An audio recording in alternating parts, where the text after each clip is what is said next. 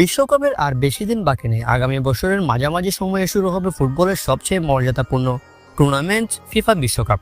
যে বিশ্বকাপ জিততে এবার মুখিয়ে রয়েছে আর্জেন্টিনা, ব্রাজিল সহ বিশ্বের শক্তিধর সকল দলগুলো, যেখানে আগামী বিশ্বকাপে লিওনেল স্কালোনির সামনে বড় চ্যালেঞ্জ শিরোপা রক্ষা করা। দর্শক, তবে 26 বিশ্বকাপের সবচেয়ে শক্তিশালী একটা স্কোয়াড নিয়ে যেতে চাইবে আর্জেন্টিনা। দর্শক, বিভিন্ন গণমাধ্যমের মতামত অনুযায়ী এমন 12 জন মেইন প্লেয়ার রয়েছে যারা 2026 বিশ্বকাপে আর্জেন্টিনার স্কোয়াডে ইতিমধ্যে জায়গা নিশ্চিত করে ফেলেছে। তবে কারা সেই 12 প্লেয়ার?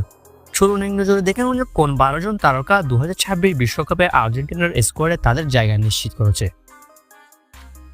দর্শক, প্রথমে গোলকিপিং লাইনে আছে দুইজন, তারা হলেন এমি মার্টিনেজ এবং জেনেরিমো রুলি। এই দুই তারকা আর্জেন্টিনার 26 বিশ্বকাপের স্কোয়াডে থাকতে চলেছে, এটা শতভাগ নিশ্চিত বলা যায়।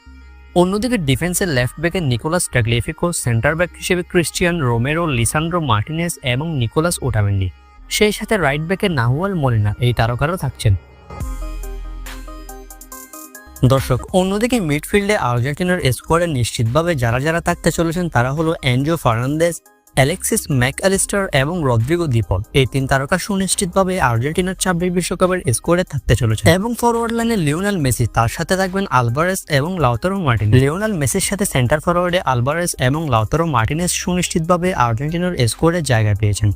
এই 12 থেকে 13 জন প্লেয়ার 100% নিশ্চিতভাবে আর্জেন্টিনার স্কোয়াডে থাকতে চলেছেন কোনো প্রকার বড় ধরনের সমস্যা না হলে, বড় কোনো ইনজুরিতে না পড়লে এরাই আর্জেন্টিনার মেইন হতে চলেছে 26 বিশ্বকাপে।